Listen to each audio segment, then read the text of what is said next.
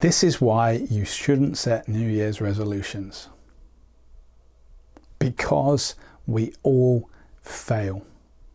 Now, it is that time of the year when I'm sure some of you are out there are busy thinking about and creating your New Year's resolutions, the things that you want to change, the things that you want to do to make yourself better, the things that you want to achieve in the new year. And particularly probably this year, given how 2020 was just such an awful year. Many years ago, I was the kind of person who spent a long time planning out my New Year's resolutions, only to see them fizzle away and stop happening after the first couple of weeks of the year. I am a person who has a lot of willpower. I have a lot of perseverance with things. But the thing with New Year's resolutions and setting New Year's resolutions are they seem to be a be all or end all, and that's how we approach them. It's like, I'm going to quit smoking. So you stop smoking and you do all right for a couple of weeks, and then a little craving comes in and you have one, and then you feel like you've broken the resolution. So I'm just going to put it off and not do it for another year.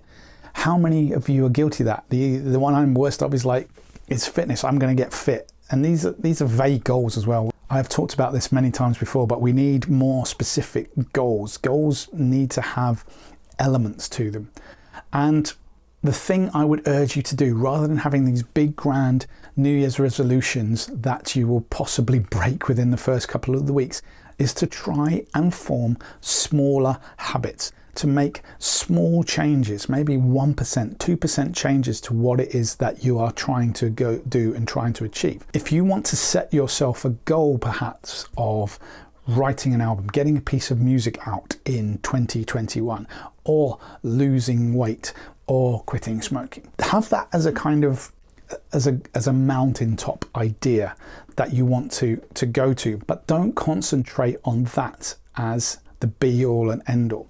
So if you want to get fitter, for example, just think, what could I do today that I didn't do yesterday? How can I form a little bit of a habit that hopefully I might keep? And what you need to do there is to create something small that you're not going to break. There's two concepts here I'm going to explain. First of all, it's when I do this, I will do this as a statement. So you need to start making these statements. So think of something you do every day, such as brush your teeth. So when you brush your teeth, in your head say, when I brush my teeth, I will do 10 push-ups. Keep it small. This is what I mean. Keep it really, really small.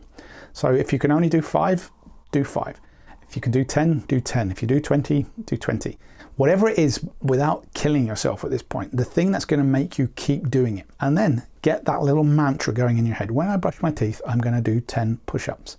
When I switch on my computer, I'm going to write 100 words. When I switch on my computer, I'm going to write 10 bars of music. When I make a cup of tea, I'm going to spend 10 minutes practicing my guitar.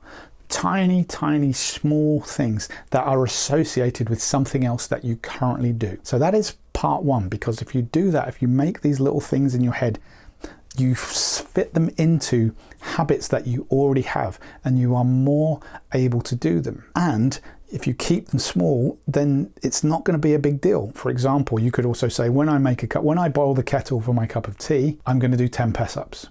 So you're doing two things at the same time, but they are interconnected and they become part of the habit. So how do you improve on that? Well, very simply, you just increase. When it starts to become a habit, let's say this takes 2 weeks, usually takes 2 to 3 weeks to form a habit. Don't push it at this point. Don't be thinking, I need to lose weight, I need to be out running 100 miles a week. That was my New Year's resolution and now I've blown it. We're starting small, baby steps. Everything needs to be baby steps. So once you have formed this habit, let's just push it up by maybe 1%. It could even be as small as 1% or 2%. Or if you feel like it, 10%. So if you're doing 10 press-ups, right, maybe 10% is probably what you need to do. 20%.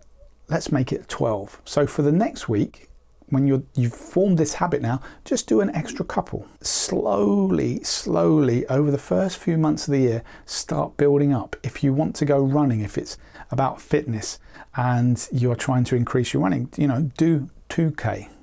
When you can do 2K, keep doing 2K, and you will start to build, and you'll build resistance, and then you can start pushing a little bit further, and then you'll get to a point where you are struggling, and then just bring it back a little bit. spend a week or two at that kind of level, and then push it forward. So you're creating a loop of positive forward motion. If you want to quit smoking, don't necessarily think about, you stop, you put the packet down, you burn them all, and that's it. That's never going to work. Go the other way around. If you smoke, 10 a day, try and smoke 9. When I have my evening cigarette, again, this association, I'm not going to smoke it. I'm going to do 10 push-ups. I'm going to go and sit outside. Change the habit forming in your mind. Slowly reduce them down. And you will find, and I will guarantee this, and it works, that this will work for you better. If you are trying to write a song, form the habit. When I open Logic, I'm going to write 8 bars of music. And you'll slowly start building up this piece of music, which at some point you will be desperate to finish, because you've tended to it, you're creating it, you're creating ideas, and it will put you in the zone. If you are doing bigger projects, so let's, for example, say your New Year's resolution is to put out an album in 2021, most people's resolution will probably be along the lines of, I'm going to write more music. Now, that's vague. If your goal is to write more music, then again, take the technique of every day I'm going to write 8 bars of music. Whereas if you're trying to complete an album, how do we do that? And this is where you need to keep turning up. Just keep plugging away at your album bit by bit. But if you've got the goal of creating an album, that's grand. But I think, again, make it smaller. We're going to finish 1 song off the album, just 1 song. We're going to get 1 song completed. And once you get that momentum going, you'll find that 2, 3, 4 songs get completed. Whereas if you're thinking about this overriding big project, you're probably going to struggle and it's probably going to get missed. Now, this approach, as I said, is something I've been implementing for a few years ago. I used to be a big believer in New Year's resolutions, and then one year I just stopped and I found a different approach. And since I've done that different approach, I have been much more productive. I have been able to achieve a lot of the things I wanted to do. Losing weight, getting fit isn't one of them, but that's partly due to lockdown and changes in circumstances. But again, I'm now applying this approach to my own health and building myself back up again to get back to where I was pre-lockdown. Now, if you are interested in these ideas, if you're interested in being more productive, if you're interested in improving your creativity, then I'd recommend you check out the There Is Another Way Creativity Kickstarter podcast. I'll put a link in the box below. But that is a podcast which deals with all of these topics about how to improve yourself, how to be more creative, and how to be more productive. There are also a series of interviews with creative professionals talking about how they manage to be more productive and how they manage their creative life. So it's definitely well worth checking out. Anyway, I hope you found that useful. I've been Brucey. Most importantly, above all, take care, my friends. I will catch you later.